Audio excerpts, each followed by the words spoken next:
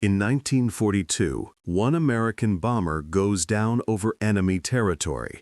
The pilot survives, gets captured, but instead of becoming just another prisoner of war, something extraordinary happens. A Japanese officer makes an impossible choice. A desperate radio message changes everything. And what should have been America's darkest day becomes the moment that shifts the entire Pacific War. This is the story of how one man's capture stopped the biggest attack since Pearl Harbor. The year is 1942. The Pacific Ocean stretches endlessly below, dark and unforgiving. Inside the cramped cockpit of a B-25 Mitchell bomber, Lieutenant Robert Harrison checks his instruments one more time.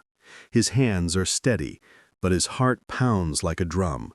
He's 26 years old, a farm boy from Iowa who joined the Army Air Forces to serve his country. Now he's flying deeper into enemy territory than any American pilot has gone before. The mission is simple on paper. But nothing about war is ever simple. Harrison adjusts his oxygen mask and scans the horizon. The sun is setting behind him, painting the clouds in shades of orange and red. Beautiful, deadly, because somewhere out there, Japanese fighters are hunting. His bomber is part of a special squadron. They call themselves the Pacific Raiders. 12 crews, 12 planes, all volunteers. Their job? Strike Japanese military installations and gather intelligence about enemy movements. But today's mission is different. Today, they're flying solo. Harrison's navigator, Sergeant Mike Chen, taps his shoulder and points to the map. 30 miles to target, sir. We should see the island any minute now. The island, a small dot in the vast Pacific. Intelligence reports say it's lightly defended, maybe a few anti-aircraft guns, nothing they can't handle. But Harrison knows better than to trust intelligence reports. He's seen too many good men die because someone back at headquarters got the numbers wrong. The radio crackles. Static. Then silence. They're too far from friendly forces now. No backup, no rescue. If something goes wrong out here, they're on their own. And something is about to go very wrong. Harrison thinks about his wife, Sarah, back home in Cedar Rapids. Her last letter arrived 3 weeks ago. She talked about the victory garden she planted, about the neighbor's son who came home wounded, about how much she missed him. He promised her he'd come back, promised he'd be careful. That promise is about to be tested. The clouds ahead look strange, too dark. Too thick. Harrison's instincts scream at him. Something's not right. Chen, do you see that? He asks. Before the navigator can answer, the sky explodes. Black puffs of smoke appear all around them. Anti-aircraft fire, lots of it, way more than intelligence predicted. The plane shudders as shrapnel tears through the fuselage. Warning lights flash red across the instrument panel. We're hit, Chen shouts, oil pressure dropping fast. Harrison fights with the controls. The plane wants to roll, wants to dive. He muscles it level, but he can already feel the engines dying. How bad, he demands. Bad enough, Chen replies, his voice tight. We're not making it back. Through the smoke and chaos, Harrison spots the island below. It's bigger than he expected, more developed. There are buildings, roads, and something else that makes his blood run cold. Airfields, multiple airfields, packed with Japanese fighters and bombers. They've flown straight into the hornet's nest. The right engine catches fire, flames stream back along the wing. Harrison knows what comes next. He's trained for this moment, hoped he'd never face it. Bail out, he orders. Bail out now. Chen doesn't argue. He grabs his parachute and moves to the hatch.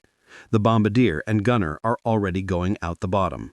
Harrison stays at the controls. Someone has to keep the plane steady while the crew escapes. That's what captains do. One by one, parachutes blossom in the sky behind him, white flowers against the darkening blue. At least his men have a chance. Now, It's his turn. He sets the autopilot for a gentle descent toward the ocean. Maybe the plane will ditch, maybe Japanese intelligence will waste time searching for it. Every second counts. Harrison unbuckles, grabs his chute, moves toward the hatch. The wind roars through the damaged fuselage. The plane groans and shudders. He jumps. For a moment, there's only the rush of air and the strange peace of falling. Then the parachute deploys with a sharp jerk. He's floating now, drifting down toward the island, toward enemy territory, toward whatever waits below. Harrison looks around for his crew. He counts 3 other parachutes. Not all of them. Someone didn't make it out. The guilt hits him hard. But there's no time for grief, not yet. The ground rushes up fast, too fast. He tries to steer away from the buildings, toward the jungle. If he can reach the trees, maybe he can hide, maybe he can evade capture until rescue arrives. But rescue isn't coming. He knows that. They all knew that when they volunteered for this mission. He hits the ground hard. His ankle twists. Pain shoots up his leg. He collapses, tangled in parachute silk. For a moment, he just lies there, breathing hard, staring up at the sky. The same sky he was flying through moments ago. Now it feels like a different world. He hears voices, Japanese voices, shouting, getting closer. Harrison struggles with the parachute straps. His hands shake. The ankle screams with every movement. He pulls out his sidearm, a Colt M1911. 7 rounds. Not much against an entire enemy base. The voices are very close now. Through the trees, he sees flashlights, soldiers, dozens of them. He could fight, could take a few down before they get him. That's what the stories say heroes do. But Harrison isn't thinking about being a hero. He's thinking about Sarah, about that promise, about getting home. Slowly, he sets down his weapon. The soldiers burst through the trees, rifles raised. They're young, scared, fingers tight on triggers. Harrison raises his hands above his head. "I surrender," he says quietly. And everything changes. The mission. 3 days earlier, Lieutenant Harrison sat in a briefing room that smelled of coffee and cigarette smoke. 20 other pilots crowded around a map table, studying the intelligence photographs spread before them. Colonel Matthews stood at the head of the table, a career officer with gray hair and hard eyes. He'd been fighting since Pearl Harbor, lost a lot of good men. You could see it in the way he carried himself. "Gentlemen," Matthews began, "what I'm about to tell you doesn't leave this room." The pilots leaned forward. This was it, the big mission they'd been training for. Matthews pointed to a small island on the map. "This is Takara Island. Japanese forces captured it 6 months ago. Since then, it's been quiet. Too quiet." He tapped the photographs. 2 weeks ago, one of our reconnaissance planes got lucky, took these pictures before enemy fighters chased it away. Look closely. Harrison studied the images. The island showed signs of new construction, lots of it, buildings, roads, and something that made his stomach tighten.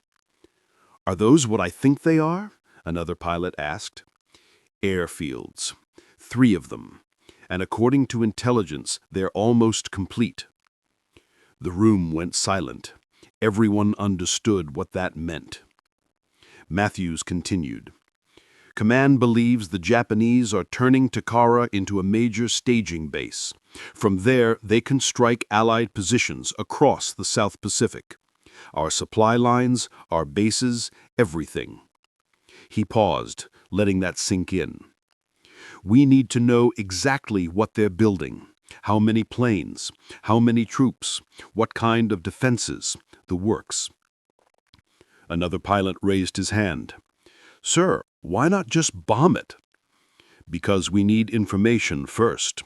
A blind strike might miss the important targets. Worse, it might tip them off that we know about the base. They could accelerate their timeline.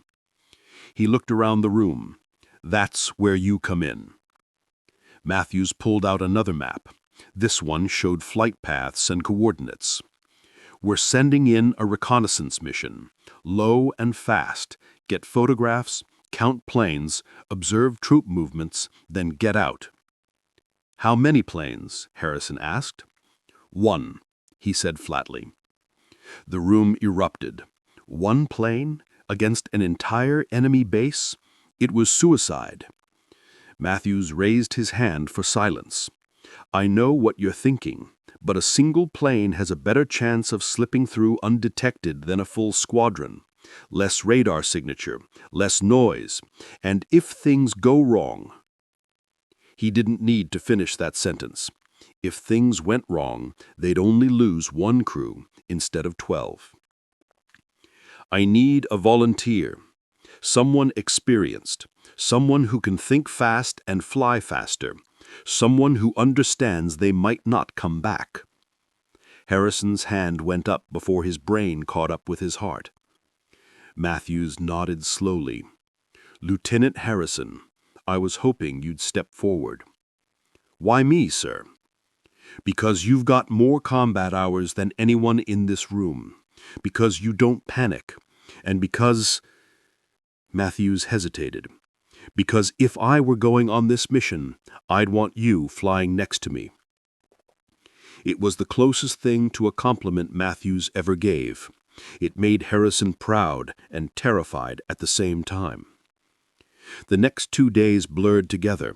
Equipment checks, route planning, weather briefings. Chen, his navigator, spent hours studying maps and calculating fuel loads. The bombardier and gunner checked and rechecked every gun and camera. They all knew the odds. Nobody talked about them. The night before the mission, Harrison couldn't sleep. He lay in his bunk staring at the ceiling, thinking about everything that could go wrong. What if the weather turned bad? What if Japanese radar picked them up? What if the intelligence photos were wrong and the base was more heavily defended than anyone thought? Around midnight, Chen climbed into the bunk below. You awake, sir? Yeah. Me too. They lay there in the darkness, not talking. Sometimes silence said more than words. Finally, Chen spoke.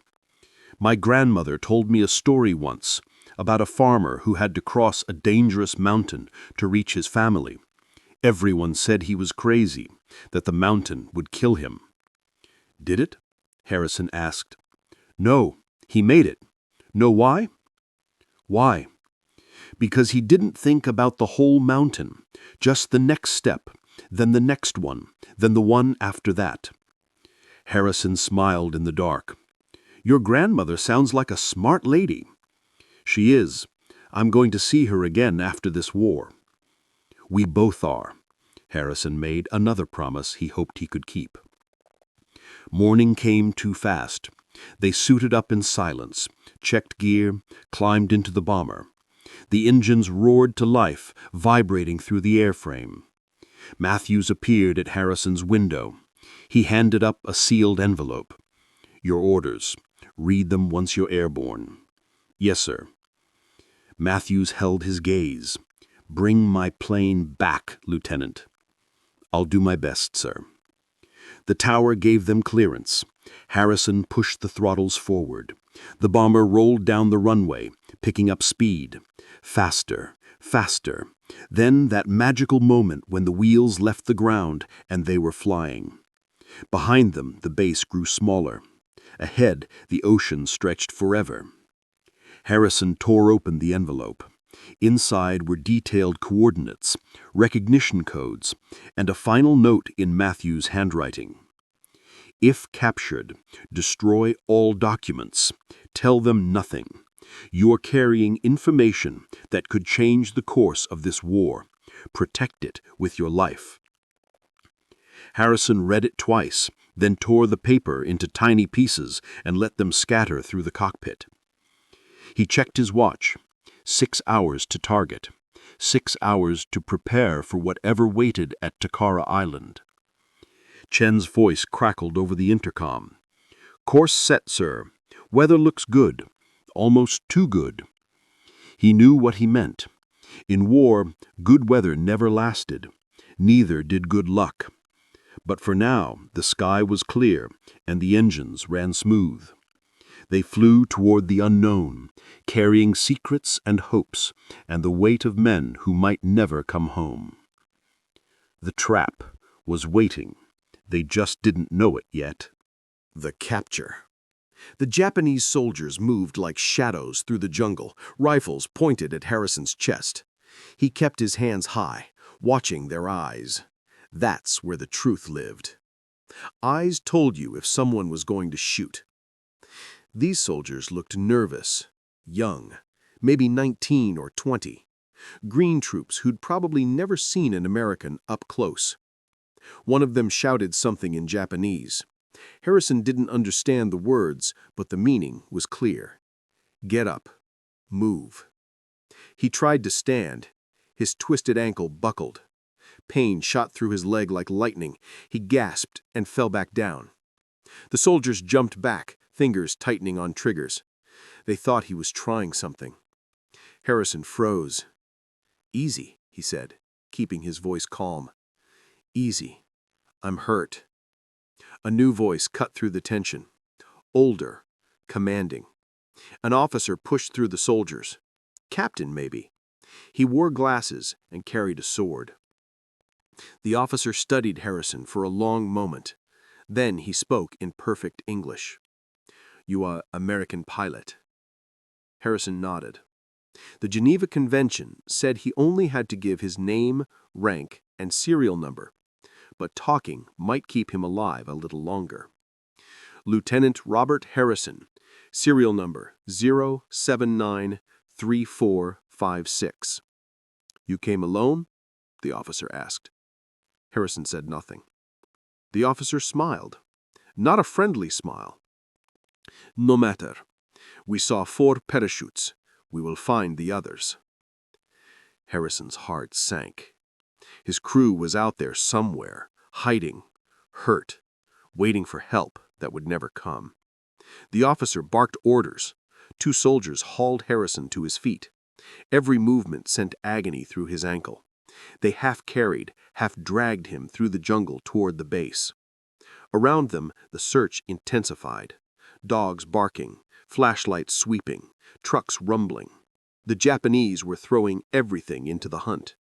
Chen, Harrison thought, run! Hide! Don't let them catch you. But deep down he knew. On a small island with hundreds of enemy soldiers, his crew didn't stand a chance. They emerged from the jungle into a scene that made Harrison's blood run cold. The intelligence photos hadn't captured half of it. The base sprawled across the island like a small city. Barracks, warehouses, fuel depots, and the airfields. 3 of them, just like Matthews said. But the planes... God, the planes. Dozens of fighters lined up wing to wing, bombers being fueled and armed. This wasn't a base being built. This was a base ready for war. And Harrison had flown straight into it. They threw him into a truck. The ride was rough, every bump torture on his ankle. Around him, Japanese soldiers talked excitedly. He caught a few words. American, pilot, lucky. That was one word for it. The truck stopped outside a concrete building. Windowless, doors guarded by armed sentries. An interrogation center. Harrison had been briefed about places like this. Inside, fluorescent lights buzzed overhead. The officer led him down a corridor lined with cells. Shadows moved behind bars. Prisoners. Some wore American uniforms. Others looked like they'd been here a long time. They pushed Harrison into a small room, empty, except for a table and 2 chairs. The officer sat down, lit a cigarette, studied Harrison with those calculating eyes. "I am Captain Yamamoto. You are my guest now." "Prisoner," Harrison corrected. Geneva Convention. Geneva Convention is very far away. Here, we have different rules. He leaned forward. I will be honest with you, Lieutenant. You are more valuable to us alive than dead, but only if you cooperate. Harrison said nothing. Yamamoto pulled out a notebook. Let me tell you what I know. You fly B-25 Mitchell bomber. You came from the south, which means you came from, he traced an imaginary line on the table, one of our 3 possible Allied bases. He looked up. Already you have told me much without saying a word. Harrison kept his face blank, but inside his mind raced. Yamamoto was smart, educated, dangerous. Why were you flying alone? Yamamoto asked. Reconnaissance? Bombing run? Something else? Silence. Yamamoto sighed. I find what is interesting, Lieutenant. Your plane carried no bombs, just cameras. Very expensive cameras, the kind used for detailed photography. He stubbed out his cigarette. So you came to spy on us, to see what we are building. And now, you know. The door opened. A soldier entered carrying Harrison's flight bag. Everything he'd been carrying when he jumped. Maps, coordinates, recognition codes. Yamamoto spread them on the table like cards in a poker game. Impressive. Your intelligence is quite good. These coordinates are almost accurate. Almost. That word hung in the air. Did Yamamoto know their intelligence was incomplete, or was he bluffing? Your commanders will be wondering what happened to you.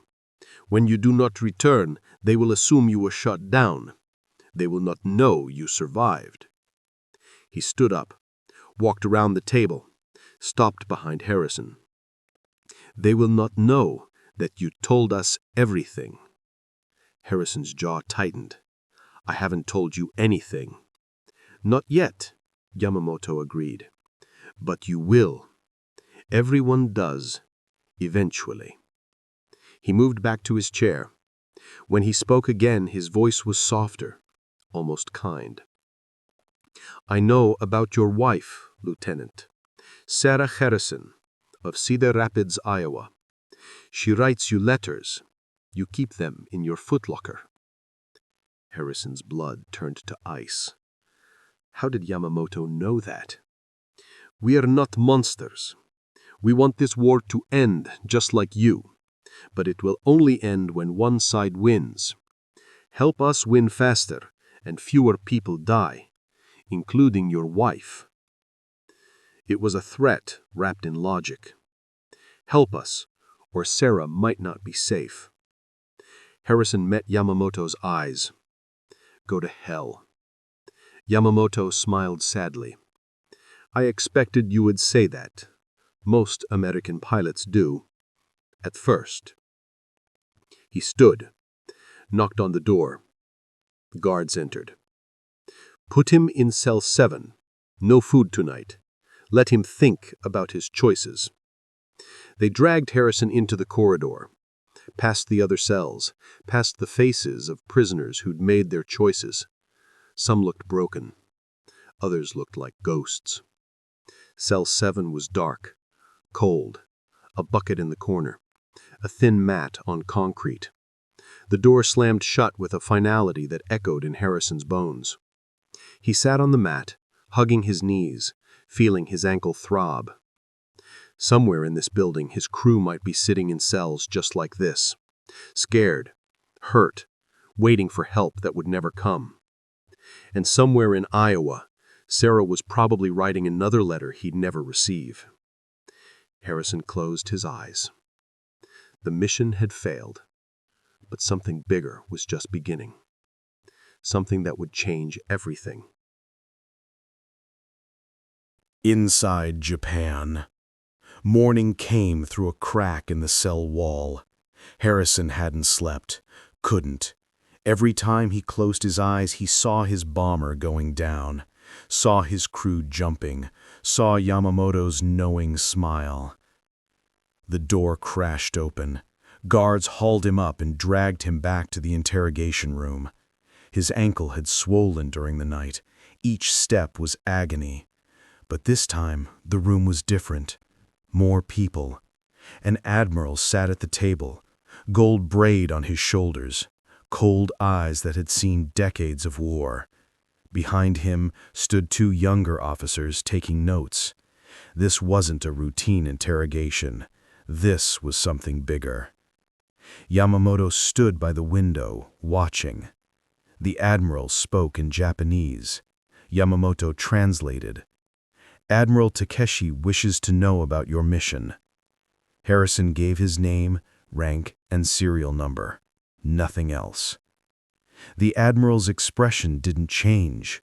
He spoke again, longer this time. "The admiral says your bomber was carrying special reconnaissance equipment that suggests you were specifically looking for something. He wants to know what." Harrison stayed silent. The admiral pulled out photographs.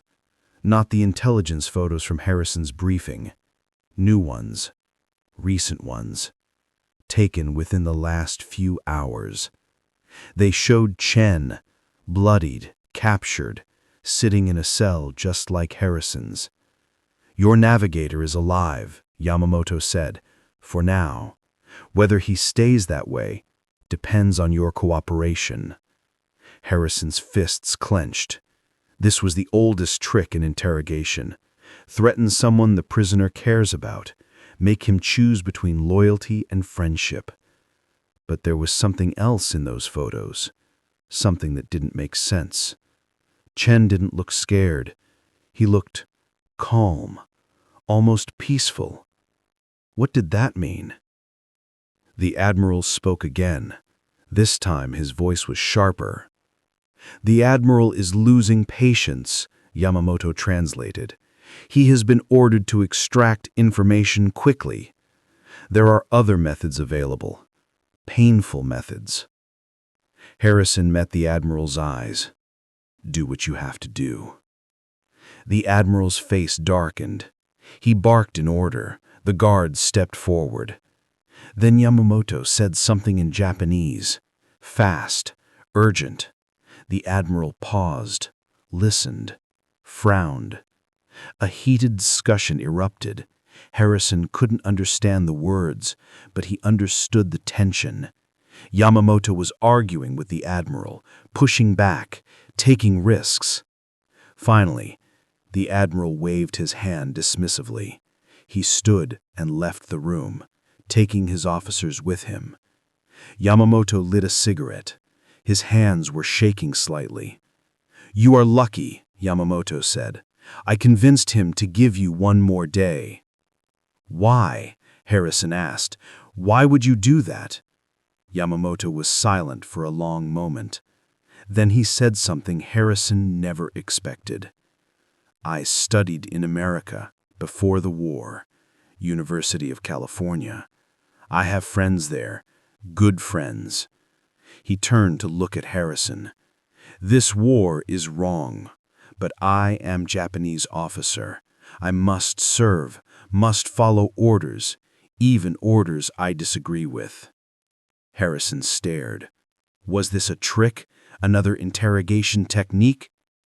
Yamamoto continued. "The admiral wants to use your capture as propaganda. An American pilot captured, broken, confessing Japan's superiority. They will film you, broadcast it across the Pacific." "I won't—" "I know," Yamamoto interrupted. "That is why I need your help." This was insane. An enemy officer asking for help. Yamamoto lowered his voice. "Something is happening here. Something bigger than you know. This base is not what it seems." He glanced at the door, making sure no one was listening. "In 3 days, Japanese forces will launch from this island. A massive operation. Hundreds of planes, thousands of troops. The target is—" The target will change the war. Harrison's mind raced. This was intelligence, exactly what Matthews had sent him to find. But why was Yamamoto telling him?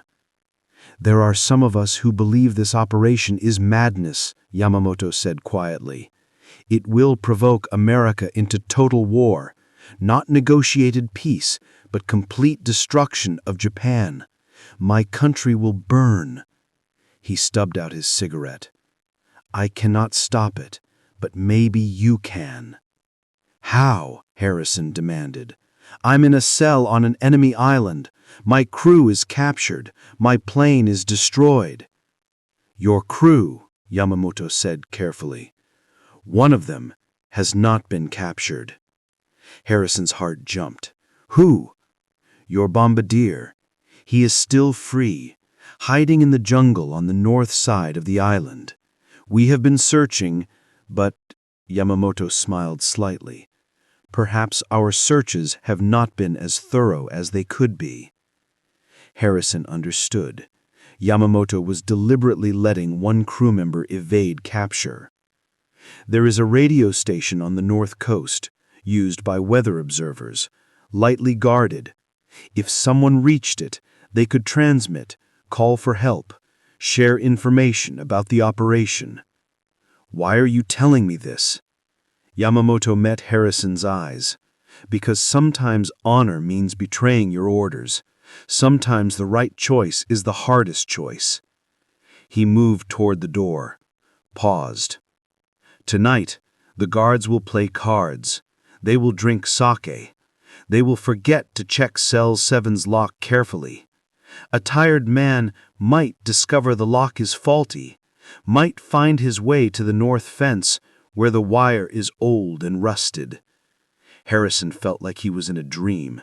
This couldn't be real.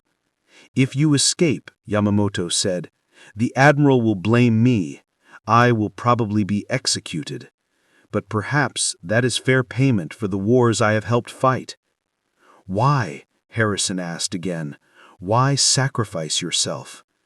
Yamamoto smiled sadly. In California, I had a professor, Professor Williams. He taught history. He said something I never forgot. He paused at the door. He said, the true measure of a man is not which side he fights for, but whether he fights for what is right. I have been on the wrong side too long, Lieutenant. Let me do one right thing before I die. The door closed behind him. Harrison sat alone in the interrogation room, mind spinning. Was this a trap? A complex trick to see if he'd try to escape? Or was Yamamoto really offering him a chance to complete the mission? To get the intelligence back to Allied forces? To stop whatever operation Japan was planning? Guards came to return him to his cell. As they walked down the corridor, Harrison saw Chen through the bars of another cell. Their eyes met for just a second. Chen nodded slightly. A message. Trust. Faith. Do what needs to be done. Back in Cell 7, Harrison waited, watched. The sun crawled across that crack in the wall. Tonight, everything would change. Either he'd escape and complete the mission, or he'd die trying. Night fell over Takara Island like a black curtain. Harrison sat in his cell, counting heartbeats, waiting. Outside, he heard the guards talking, laughing, the clink of sake bottles, everything exactly as Yamamoto had predicted. Around midnight, footsteps approached his cell. Harrison tensed. Was this it? A guard appeared at the door, young, nervous. He fumbled with the lock, dropped the keys, cursed in Japanese, finally got the door open. He gestured roughly for Harrison to follow, but as they walked down the corridor, the guard moved slowly, deliberately, making more noise than necessary, giving Harrison time. They passed a supply closet. The door was slightly open. Inside, Harrison glimpsed clothes, not a uniform, civilian clothes, and boots, his size. The guard stopped, lit a cigarette, turned his back. Harrison understood. He slipped into the closet, changed quickly. The clothes were worn but clean. The boots fit perfectly. Too perfect to be coincidence. He emerged. The guard was gone. The corridor stretched empty in both directions. Harrison moved left, toward the north side of the building. Every shadow looked like a threat. Every sound made his heart race. He found a door. Locked. But the lock was old, rusted, like Yamamoto said. Harrison put his weight against it. The lock groaned, held. He pushed harder. It gave way with a crack that sounded like thunder in the silent building. Harrison froze, waited for alarms, shouts, gunfire. Nothing. He slipped outside into the tropical night. The air was thick, hot, smelled of jungle and ocean and fuel. The base spread before him like a sleeping giant. Lights in some buildings, darkness in others, and everywhere the shapes of aircraft. Dozens of them. Maybe hundreds. Harrison moved along the shadows, heading north. His ankle protested every step, but adrenaline pushed him forward. He reached the perimeter fence. Chain link, 12 feet high, topped with barbed wire. Impossible to climb. But 50 yards to his right, exactly where Yamamoto said it would be, the fence sagged. The wire rusted. Someone had cut the bottom links recently. Fresh cuts. Harrison crawled through. His shirt snagged on wire. Tore. He kept moving. Into the jungle. Into darkness so complete he could barely see his hand in front of his face. Behind him, the base began to wake up. Alarms, shouting. They'd discovered his escape. Harrison ran. Branches whipped his face. Roots tried to trip him. His ankles screamed. He ignored it all and ran. Searchlights stabbed through the jungle. Dogs barked. Trucks rumbled. They were coming. Harrison crashed through vegetation. No idea where he was going, just north. Always north. Toward the coast. Toward the radio station. Toward hope. A voice whispered from the darkness. "Lieutenant." Harrison spun. Saw nothing. "Here. Quickly." A figure emerged. American flight suit. Familiar face. "Thompson," Harrison gasped. "His bombardier. Alive." Thompson grabbed his arm. "This way. Fast." They ran together. Thompson knew the jungle, knew where to step, where to hide. He led Harrison through terrain that would have been impossible alone. Behind them, the search spread. But Thompson always stayed one step ahead. They ran for hours, until Harrison's lungs burned, until his ankle gave out completely, until he couldn't take another step. Thompson caught him. "Almost there. Just a little more." Through the trees, Harrison saw it. A small building, concrete, antenna on the roof. The radio station. They approached carefully. One guard outside, smoking, bored. Thompson picked up a rock. "Like old times, sir." He threw. Perfect accuracy. The rock hit a tree 20 feet to the guard's left. The guard turned, raised his rifle, walked toward the sound. Harrison and Thompson slipped inside the building. The radio room was small. Equipment lined one wall, charts on another. And there, the radio itself, American-made, captured from somewhere. Thompson rushed to it. "I've been watching this place for 2 days. I know how it works." He powered it up. The tubes glowed. Static hissed. "What's the frequency?" Harrison recited the emergency code from memory, the one that Matthews had made him memorize, the one reserved for critical intelligence. Thompson tuned the dial. The static changed, shifted. Outside shouting, the guard had discovered them. "Faster," Harrison urged. Thompson keyed the microphone. "Mayday! Mayday! This is Pacific Raider 7. Does anyone copy?" Static. The door burst open. The guard rushed in, rifle raised. Thompson didn't stop transmitting. "Mayday! Mayday!" Harrison grabbed a chair, swung it, hit the guard's rifle. The weapon fired. Bullets stitched the ceiling. The guard stumbled. Thompson kept transmitting. "Critical intelligence. Japanese operation launching from Takara Island in 72 hours.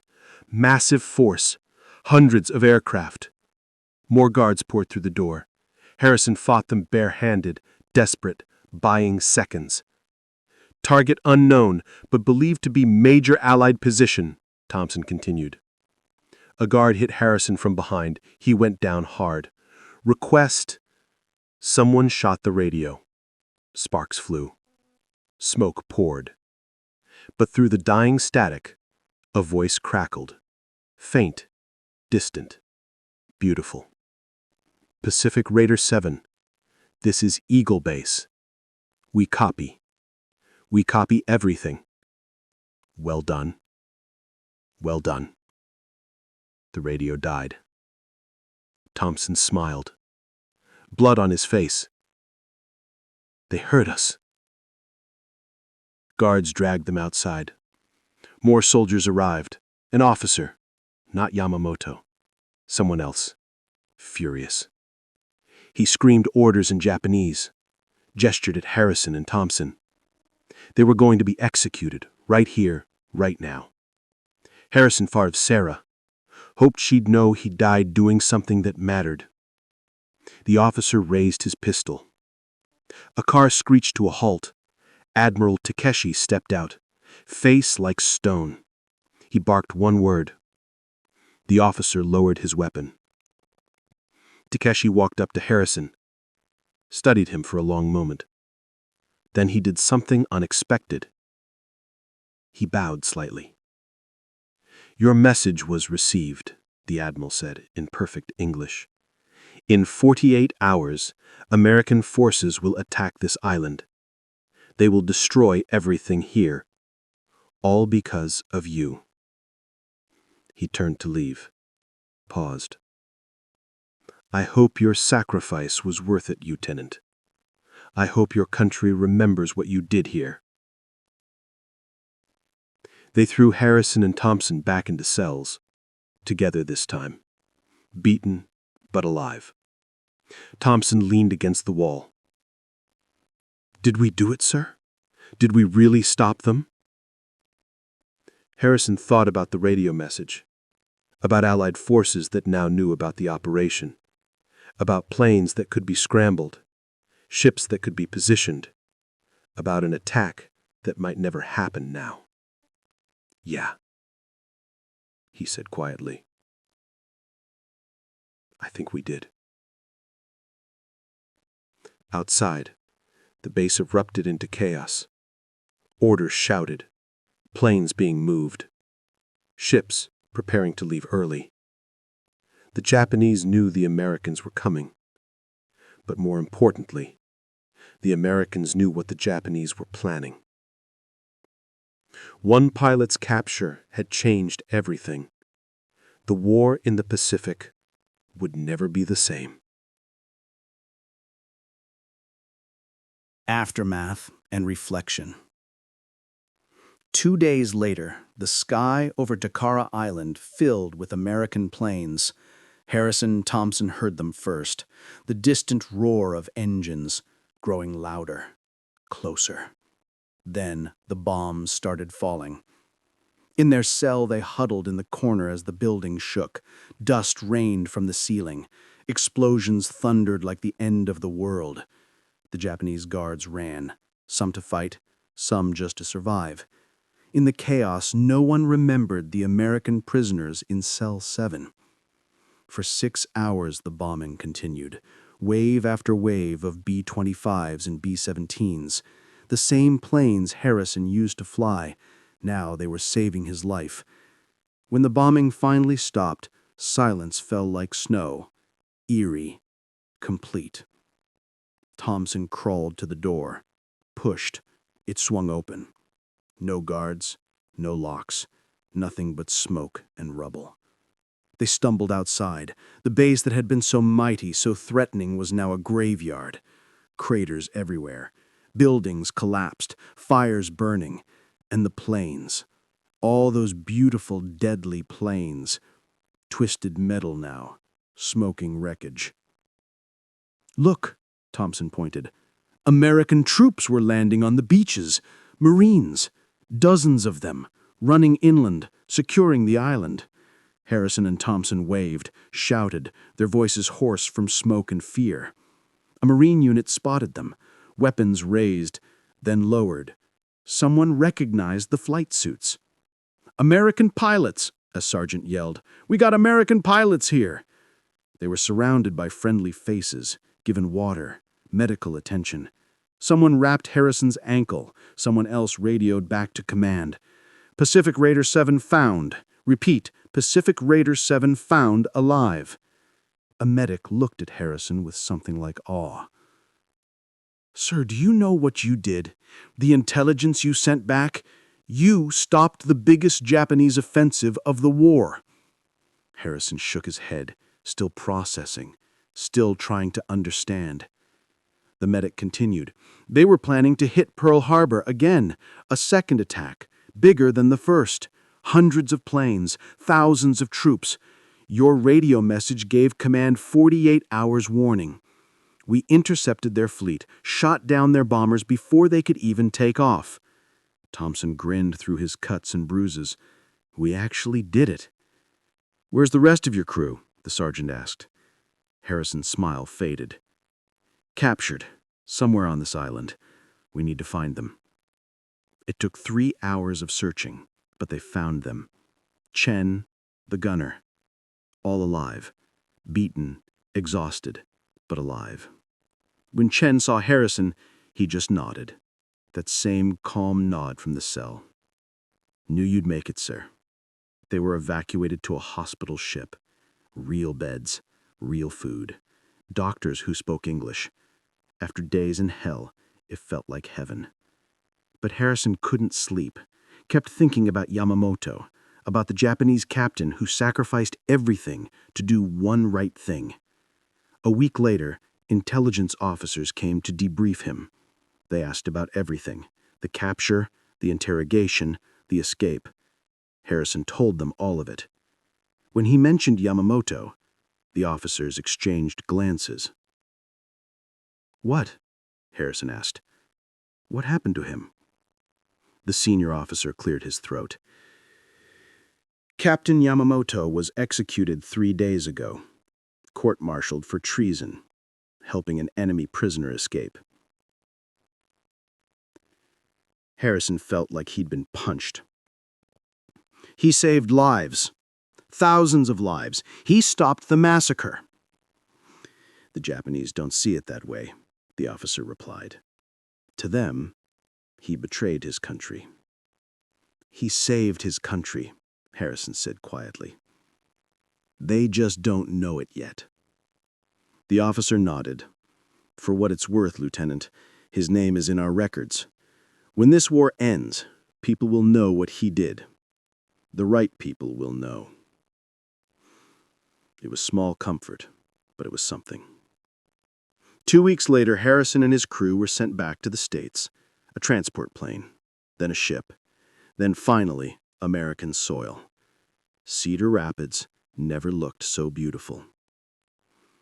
Sarah was waiting at the train station. When she saw him, she ran. He caught her, held her like he'd never let go. "You kept your promise," she whispered. "You came back." "I almost didn't. And a lot of people helped me keep that promise." That night, lying in his own bed staring at his own ceiling, Harrison thought about everything that happened.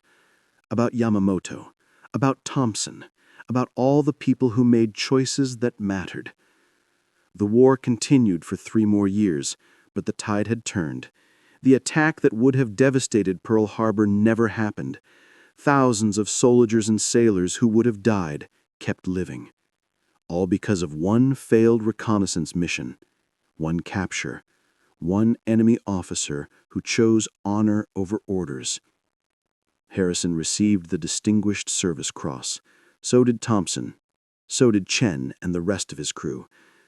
At the ceremony, a general shook his hand. "Son, you changed the course of this war. We are proud of you." But Harrison was thinking about Yamamoto, about a man who deserved a medal but got a firing squad instead. After the war ended, Harrison tried to find Yamamoto's family, to tell them what his son had done, what he had sacrificed. He learned that Yamamoto had a daughter, 8 years old when his father died. She'd been told he was a traitor, that he shamed the family. Harrison wrote her a letter, explained everything, told her that her father was a hero, that he saved countless lives, that he made the hardest choice anyone can make. He never knew if she received it, never knew if it made a difference, but he kept trying, kept telling the story, because some stories need to be told. Years passed, decades passed. Harrison grew old, watched his children grow, watched his grandchildren be born, lived the life that Yamamoto's sacrifice had given him. On his 80th birthday, surrounded by family, someone asked him about the war, about his time in the Pacific, about being captured. Harrison was quiet for a long moment. Then he said something he'd never told anyone outside his crew. "I met a man once, an enemy. He taught me that courage isn't about which side you fight for. It's about fighting for what's right, even when it costs you everything." His grandson asked, "Was he American?" Harrison smiled. He was human. That's all that mattered. In 2004, long after Harrison had passed away, Japan opened its wartime archives. Historians found records of Captain Yamamoto's trial, found evidence of what he'd done, why he'd done it. The Japanese government quietly issued an apology, recognized that Yamamoto acted to prevent greater bloodshed, that his actions saved Japanese lives too by preventing a catastrophic American response. It was 70 years too late, but truth has a way of surfacing eventually. Today there's a small memorial on Takara Island. Most tourists don't notice it. Just a stone with 2 names carved in both English and Japanese. Lieutenant Robert Harrison, Captain Yamamoto Hiroshi. 2 men, 2 countries, 1 choice that changed history. The plaque beneath reads, "Heroes are not defined by the flags they serve, but by the courage they show when tested." Harrison would have liked that. Every year, on the anniversary of the Takara Island raid, a ceremony is held. Veterans attend, fewer each year.